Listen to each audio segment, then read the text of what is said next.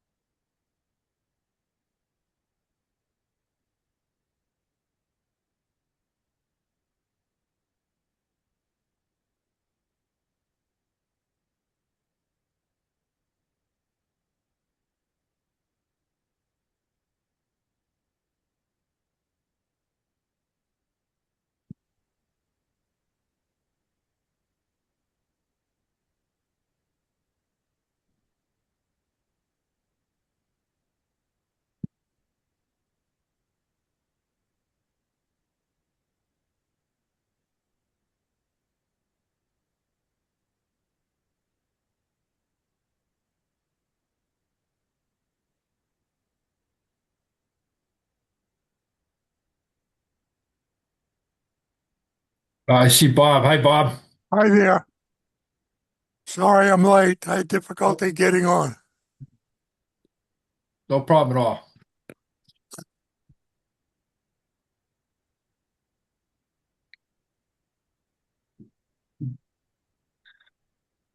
Can everyone see the agenda right now, or is that not showing?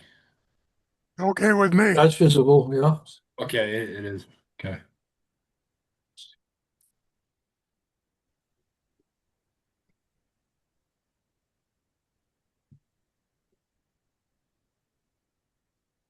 Okay, whenever you're ready, Bob, we can go. Good afternoon, everyone. We'll open a meeting of the Montachusett Joint Transportation Committee on Wednesday, December 10th, 2025.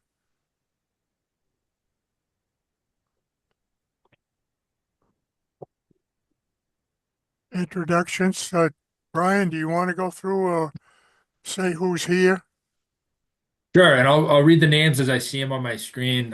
First off, I'm Brian Doherty. I'm Transportation Director at Montachusett Regional Planning Commission, and Robert Swartz.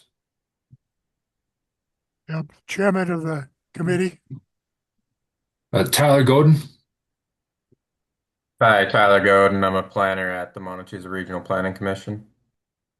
George Snow. Yes, here, George Snow, I'm a planner here at the Transportation Committee. Ryan Doherty. Not Brian, but Ryan Doherty. Hi, Ryan Doherty, Planning Director, Town of Westminster. Bruno Fisher. Good afternoon, Bruno Fisher, Administrator for a couple more weeks here at the Montachusett Regional Transit Authority. Grace Belmont.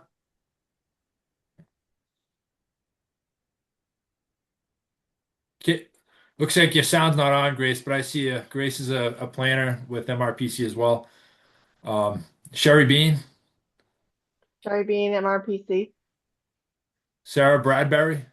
Hi, Sarah Bradbury, MassDOT District 3 Planner. Michael Yaboa. Michael Yabua, Transit Planner, Mart. Patty Leavenworth. District 2 Highway Director for MassDOT. Thomas Ruda. Yes, good afternoon. Thomas Ruda, with Mass DOT District 2 project development. Thank you. Catherine Withrow, Hi, Catherine Witherow. I'm the Community Engagement Associate with Chinnon 9. Chelsea Patras, Hi, Executive Director of the Health Equity Partnership for North Central Mass, also known as Chinnon 9. Elizabeth Faxon, Hi, I'm a planning board rep from the town of Townsend. Guy Corbacero, Guy Corbacero, Planning Board, Winchendon, Mass. Dick Hillhart,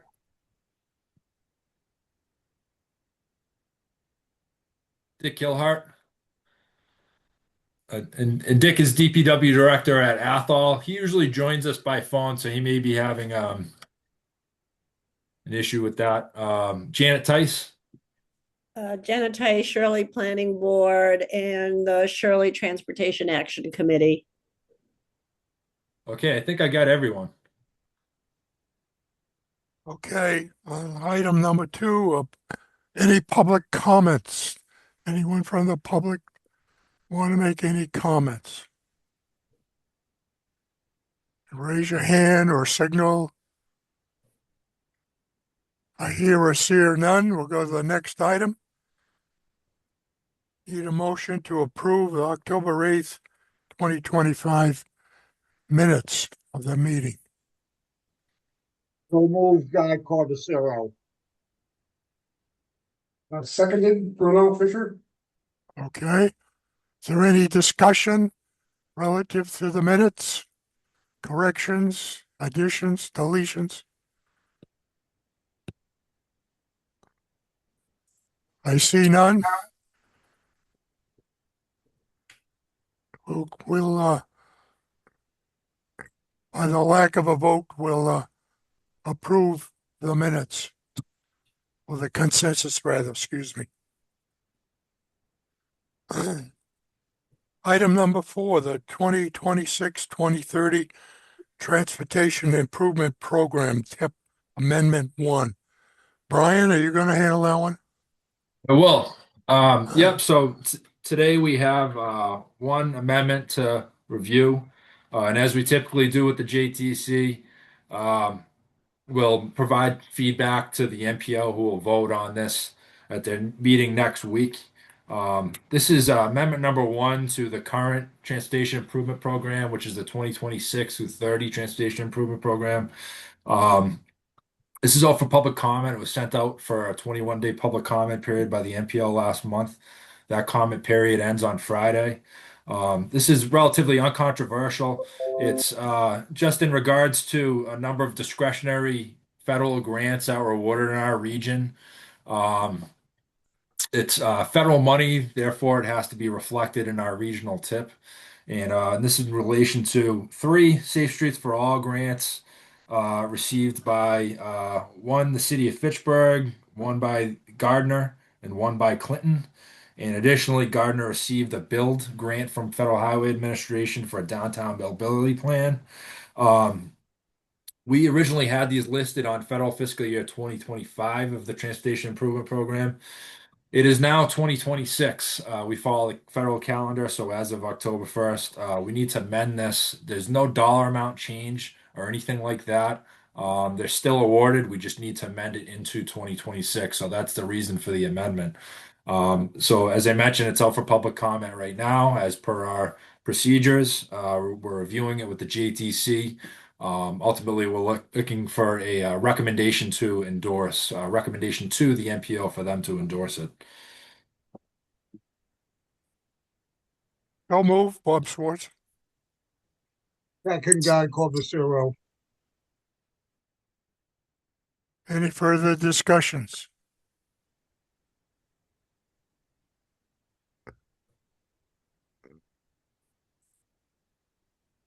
And we all collectively say, take a vote, yay or nay? And we have all the yays. Yay. Yay. Yes. Yay. Yay. Any nays? I hear no nays, so it passes. Item passes. Thank you. Item 5, 2027-2031 tip development schedule. I guess that's Brian again. Yeah, that's me. Again, this is informational. And I struggle with the idea to include this item on the agenda because it's still calendar year 2025.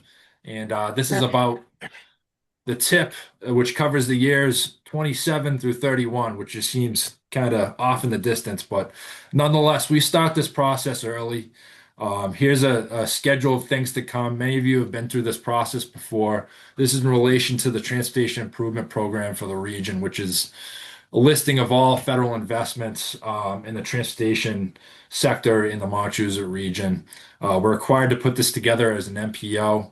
Additionally, the MPO has discretion over project placement of a significant portion of funds for the region. So there'll be a lot of discussion over the coming months of that process and the status of those projects. This is a glance into the next few months. Will be a topic of discussion at the JTC. We'll seek some feedback from this group. As of now, staff's in the process of getting some project updates. We've been in contact with Mass DOT, various project proponents, design consultants, what have you. We're looking to get status updates on the design, cost estimate updates as well. We'll be reviewing that information with the group. Really, in January, we'll kick off this process.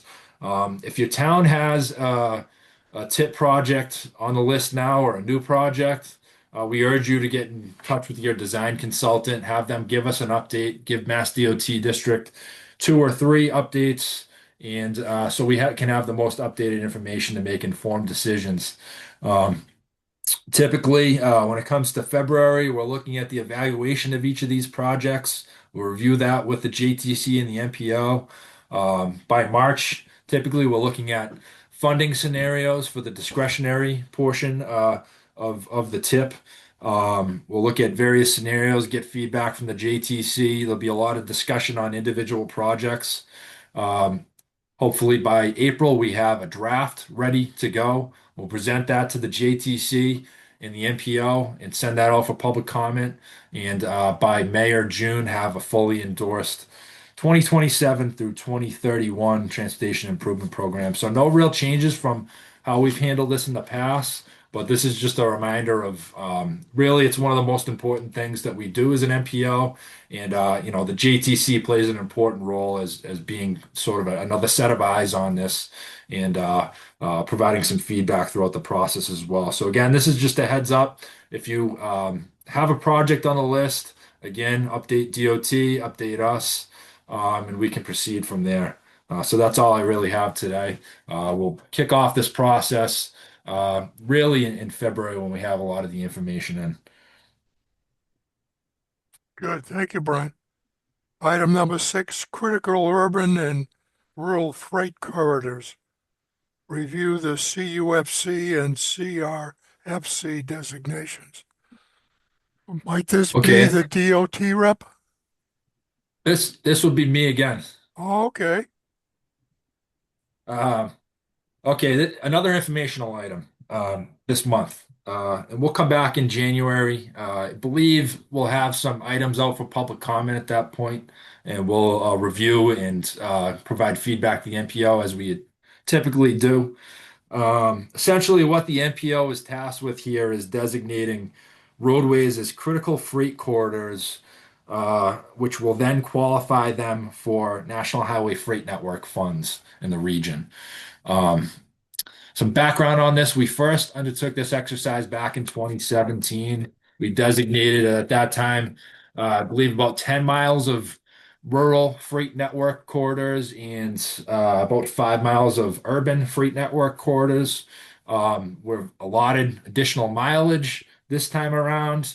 It's further complicated by the fact that since we last did this, we had the 2020 census and the urban boundaries have changed. So there'll have to be some movement.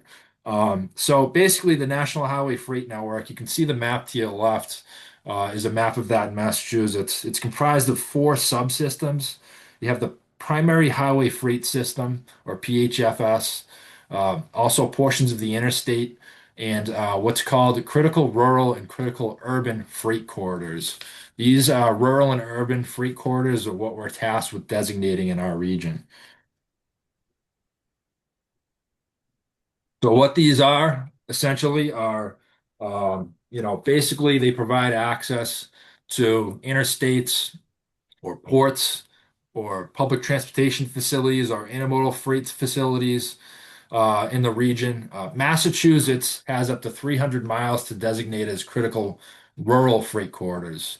The state also has 150 miles of critical urban freight corridors. What Mass DOT has done is they have come to the MPOs and given them allotments based on these mileage in their region to designate at their discretion.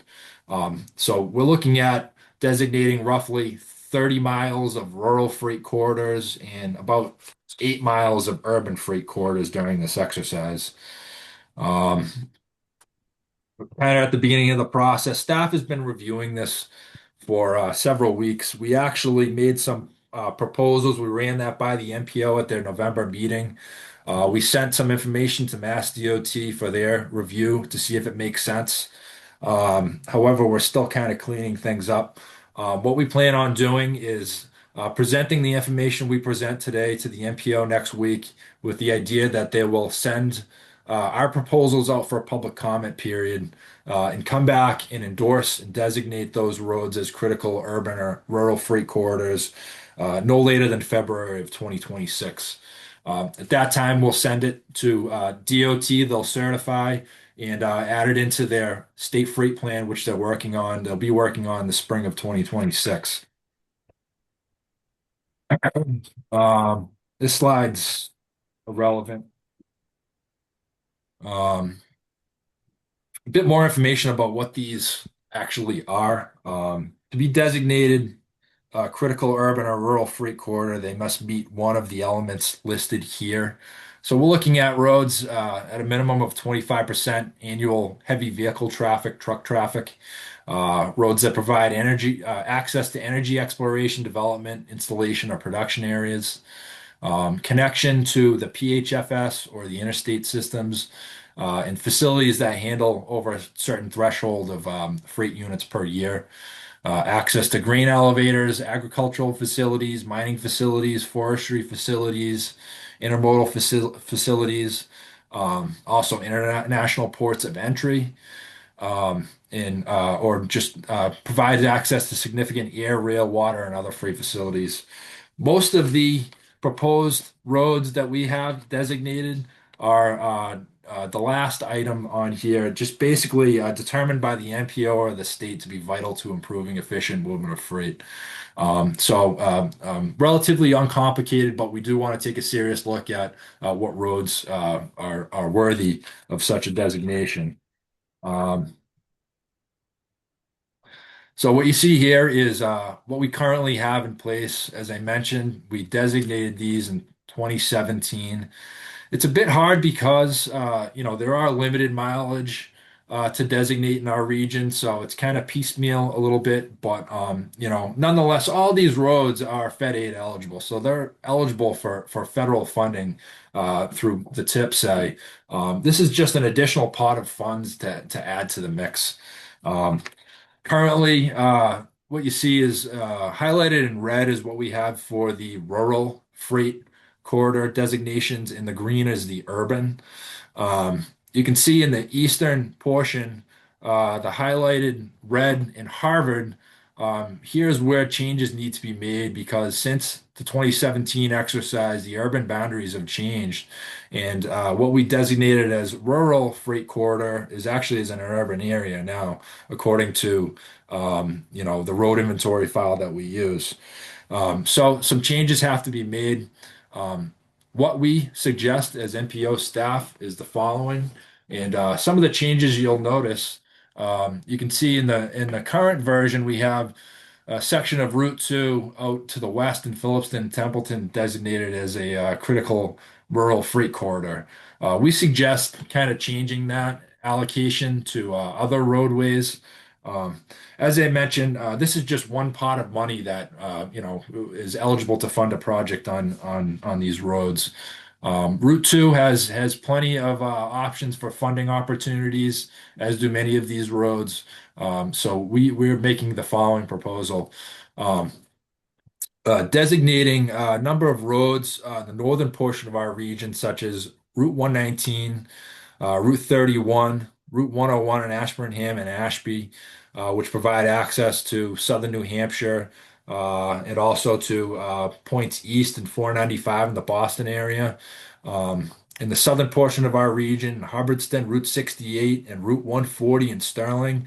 Those provide access to the Leominster-Fitchburg urbanized area and Route 2 and points west along to Route 190 in the Worcester area. And for rural areas also in the Harvard in Harvard, we recommend Route 110 and Route 111. There's been a number of freight activities and new warehousing facilities that have opened up in that region. You also have Fort Devens there and also access to 495. So we feel like it's appropriate to make these designations this go around. As for the urban areas, not a lot has changed. We've kept the previous designations, which basically allow access to some established rail freight corridors that we have, rail freight facilities that we have in the region, in Devens and in Air. We recommend adding Route 110 and 2A in Air. Also, Willow Road in Air, there's a freight facility there. We know that there's an elevated level of freight traffic compared to the rest of the region on these roads, so it makes sense for us to make these proposed designations. In any event, this is the information that we sent along to Mass DOT. Here's the aggregate information here. Um, Staff feels like these designations are appropriate. As I mentioned, the process is to present this to the MPO next week with the idea that they'll send it out for public comment. We'll come back and endorse it at a later date. So with that being said, I thought it was a good idea to kind of run this by the JTC just so you have some indication of what we're up to. And when we mention this again in January, you'll be more informed on it. So if there's any questions or in the time being, please feel free to reach out to us and we can talk about kind of how we went about this.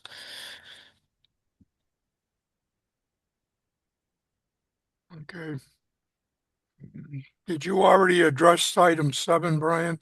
Because you did talk about 119. Oh no, that's separate. That's separate. Yeah. Okay.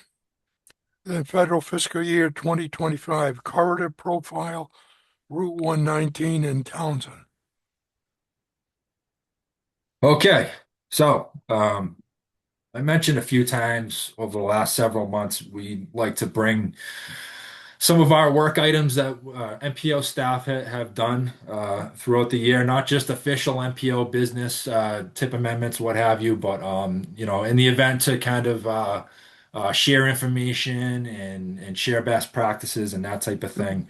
We wanted to highlight a project that we worked on this past year on Route 119 um, in Townsend. And if you just give me a second, I can hopefully make this presentation work.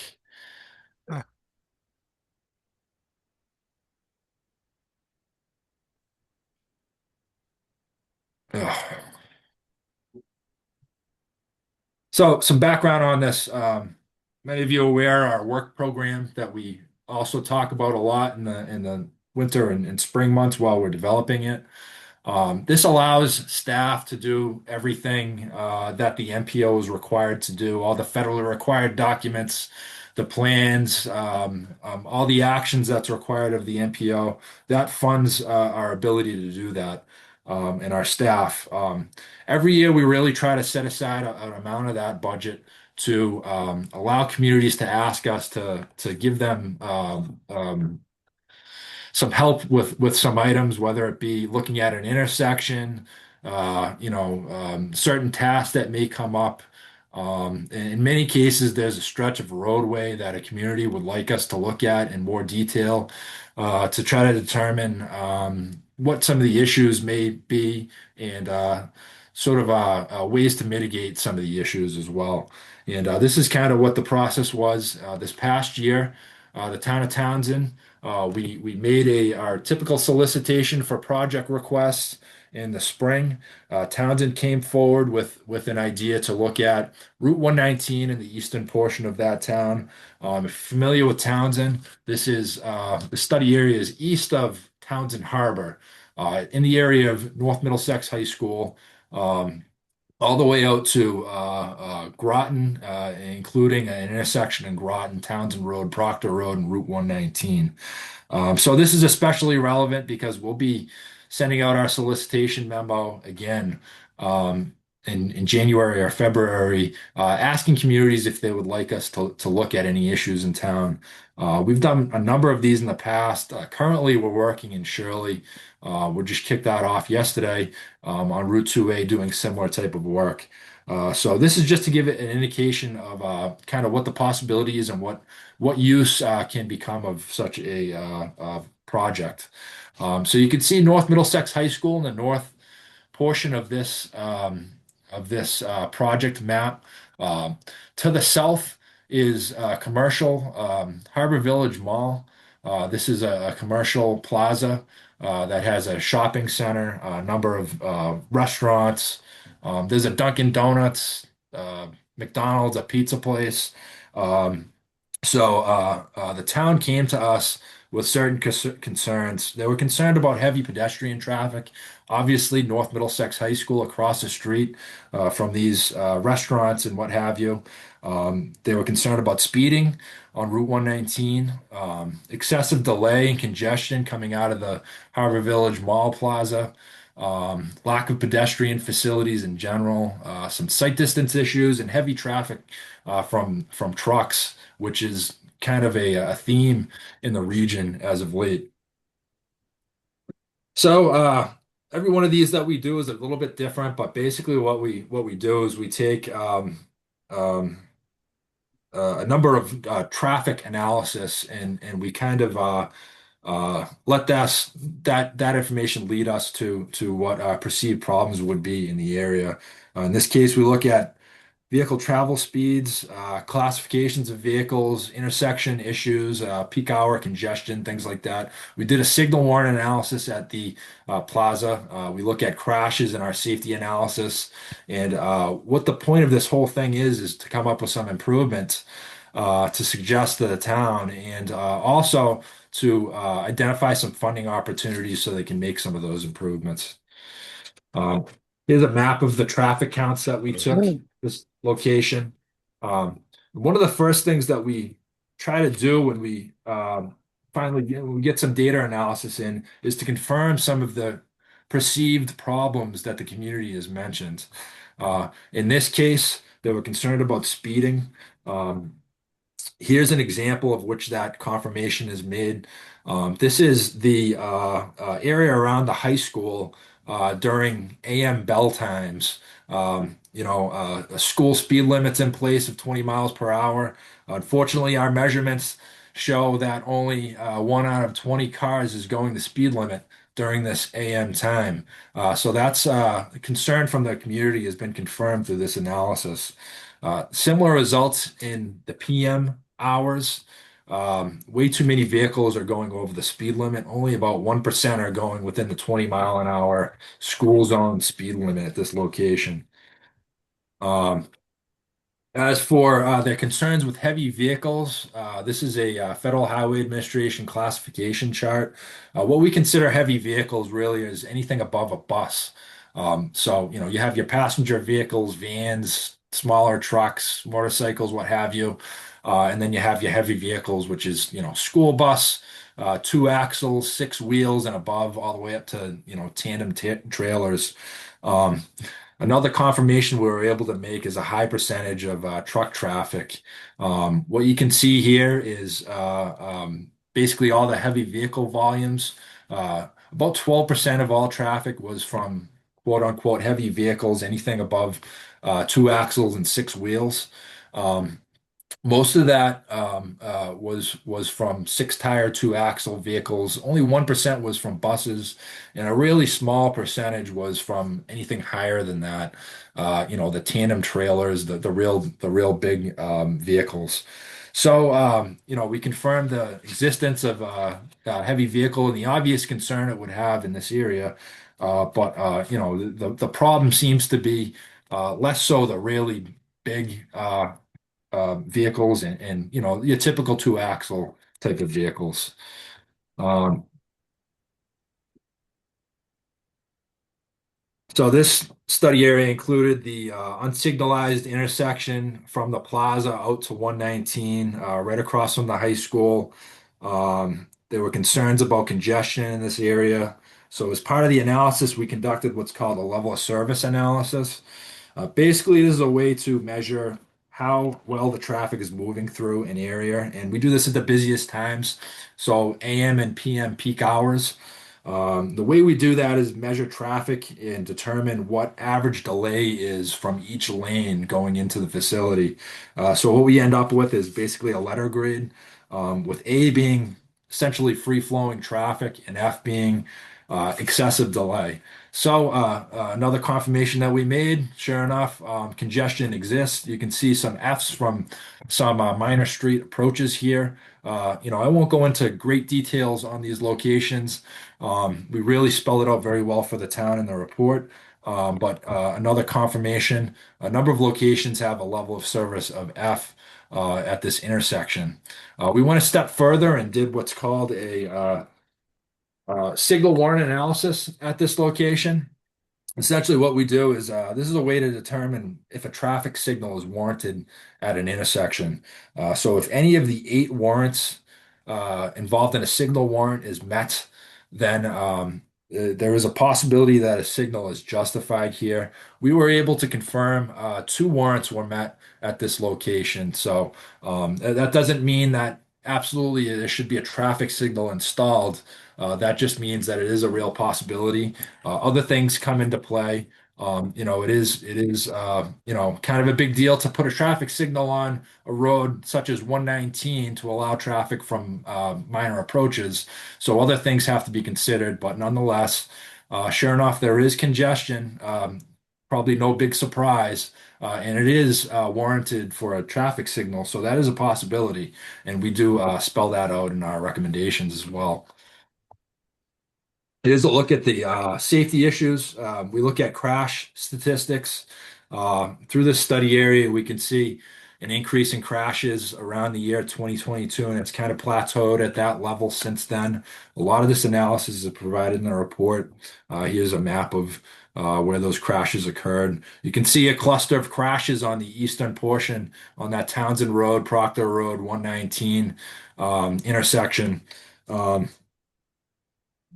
So this is kind of just our basic type of thing that we look at the beginning of these projects. Up to this point, really, it's just boilerplate information that you could be looking at this from California and come up with the same results. But an important aspect of this is site visits, information from town officials. We had some great information provided by Townsend. A number of their officials gave us some good information to consider on the report. I'll also mention that our staff is very familiar with all the roads in our region, all the 22 communities. Many of us have been here for multiple decades. So, chances are if you mention a roadway in any town, we'll know exactly what you're talking about. But this is a chance for us to really get used to in these issues. So some of the things we look at is site distance. This came into play in this particular project on 119. There are a number of locations that we recommend site distance improvements. Many times that is as simple as cutting back brushes or mowing the lawn at certain intersections. Sometimes that just needs to be pointed out. Other times it's more geometric issues. In this case on 119, there was an area where the vertical and horizontal curve of the road actually created some sight distance issues. And we spell out kind of mitigation factors, which include, kind of shaving down a hill on the south side of 119 in this case. Sidewalks and crosswalks, a big part of this study.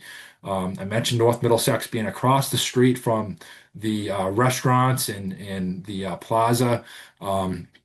Totally inadequate sidewalk in certain locations, a lot of broken links. So we highlighted that within our recommendations. Pavement markings come into play. These are easy fixes that typically come up in these corridor profiles. Something as simple as repainting a crosswalk and adding some signage can really make a big difference and really improve the safety at a location. There's other things that always come up. Each project is unique. So I won't get into too much of the details of our recommendations, but there were a lot of complete streets type of recommendations made at this location. I mentioned a lot of sidewalks that didn't meet up together. Obviously, ADA compliance a lot of times is an issue.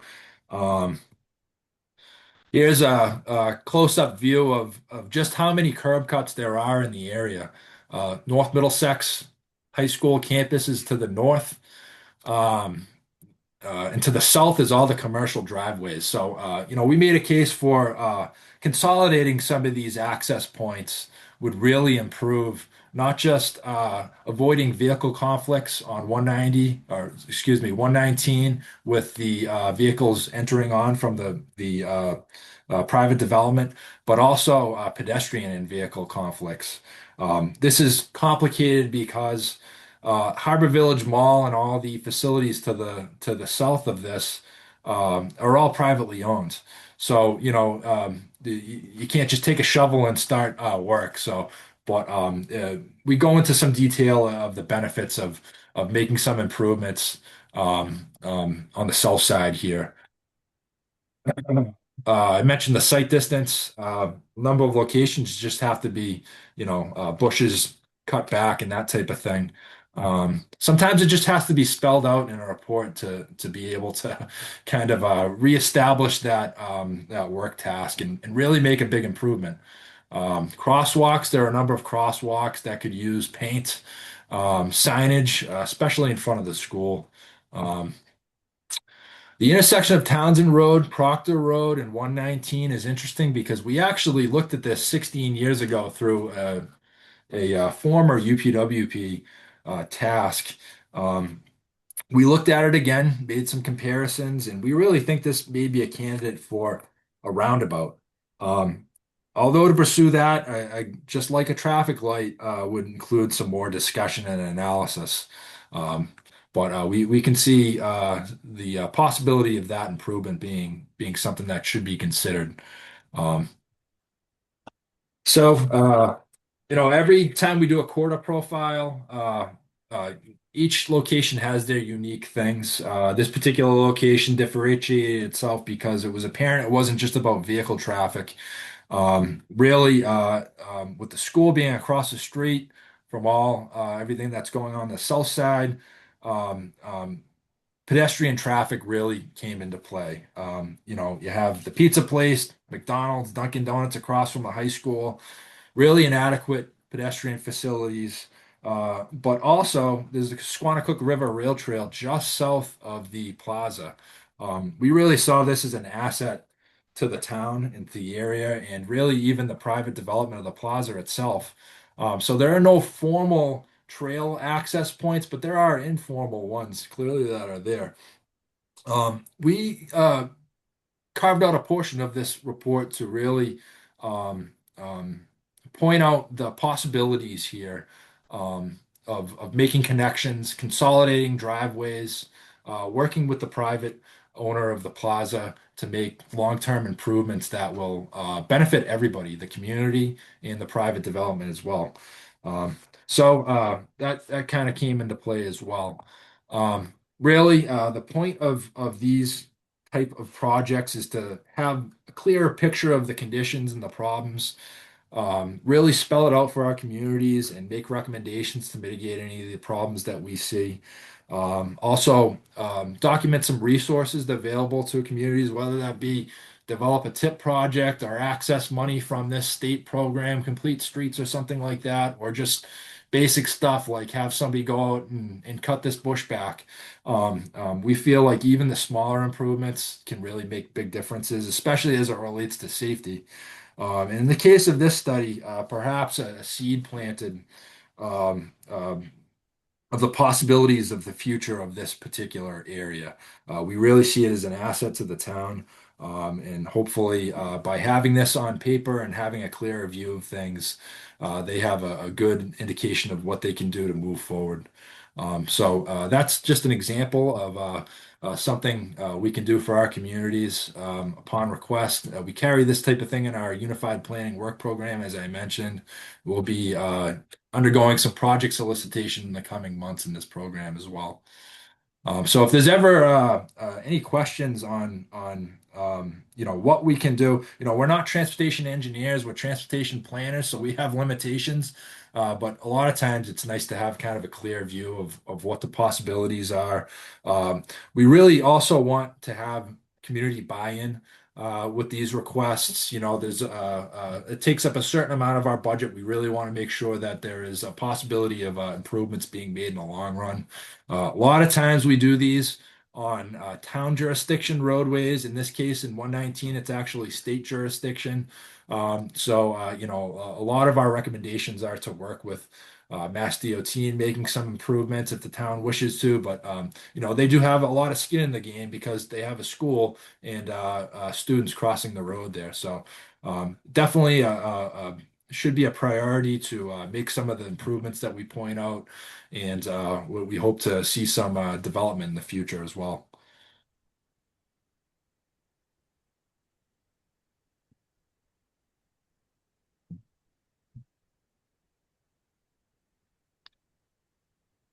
And Bob, I don't think you're muted, but we can't hear you. At least I can't hear you.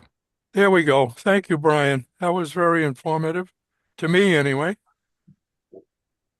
Item number 8 is contract status reports. Anyone from the MART? Yes, Michael speaking from Mart. So with current we started the route changes for Fitchburg and Leominster, and we rolled out these plans on November 17th, and it's been in operation up to date, and so far we've not received any pushback from the community, any complaints from the riders. So we assume no news is good news. But at the same time, we've posted on our social media about the changes, and we've had passengers contact us for schedules and the route maps. And so all these changes are on our website. And also, MAT has been awarded technical assistance grant, which is the phase 2 of the initial Fitchburg and Leominster route change study. And this grant has been awarded. It was open for bid, and it's been awarded to Nelson and Nygaard. And so they will be taking the second phase of this.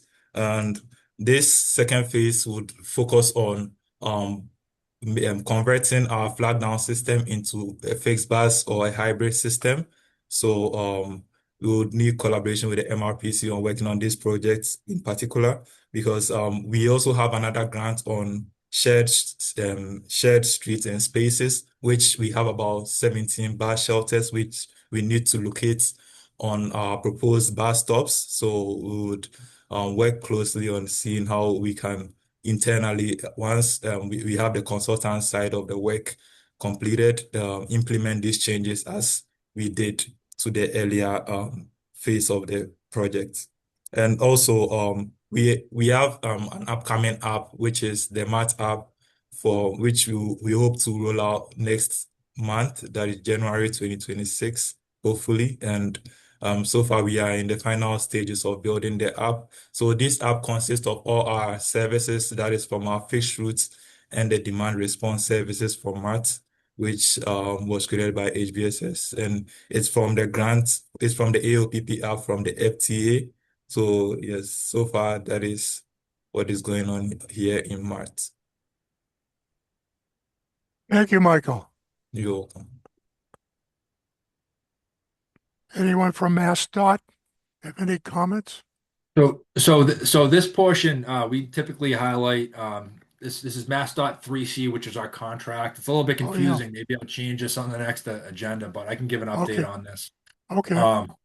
I wanted to point out, this resource that we put together. Actually, our planning and development department put this together at MRPC, just grants available, community focused.